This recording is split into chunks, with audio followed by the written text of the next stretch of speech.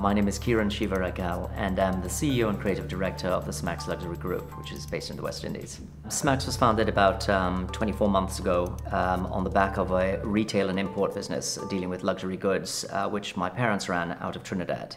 And the idea was to turn that into something that involved manufacture and export, but that was particularly focused on the luxury market. We started off looking at teas, exotic teas, handmade, and that has evolved into including spirits now, which is the world's first tea-infused rum.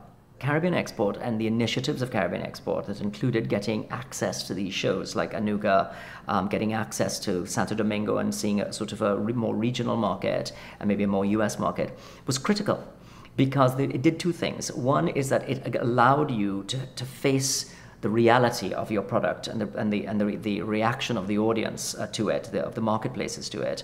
And the second thing is it provides you the opportunity to do something that most small companies in startup mode cannot afford.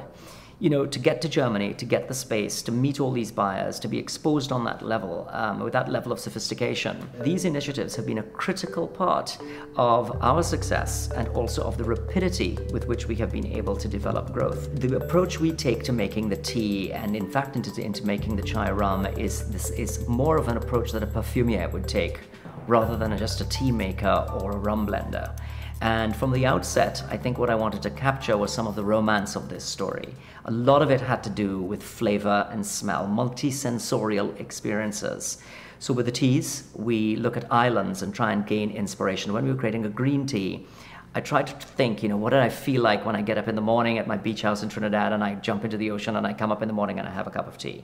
We've evolved rum and the experience of rum by taking a production process which is trade secret to us at the moment and really marrying, it's not just putting the tea together with the rum, it's marrying the chemistry of the tea with the rum and adding floral elements into that.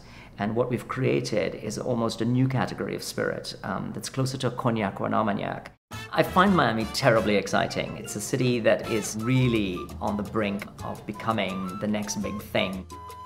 It has become a super sophisticated meeting place for people from the Caribbean and Latin America with the rest of the world. And from that perspective, I find it a very inspiring city to be in. It's very exciting and it's very connected back to the Caribbean. It's not disconnected from the Caribbean. There's a lot of the West Indies here in Miami. I had a really rather beautiful experience. I met a friend of mine from Portugal who spent her life exposed to luxury brands and around the luxury market.